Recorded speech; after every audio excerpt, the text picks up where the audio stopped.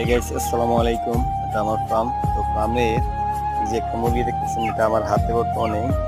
এটার এই যে তলপেট, এটাকে আমরা তলপেট বলে থাকি। তো এই তলপেটে দেখতে পাচ্ছেন যে কালো কালো, মানে মূলত তার পেটে, এই মুরগিটার পেটে আর কি পানি এসে পড়েছে। তো এই জন্যই সে মানে দুর্বল বা ছোট, যে কারণে সে বড় হতে পারে না বা খাবারও কম খায়।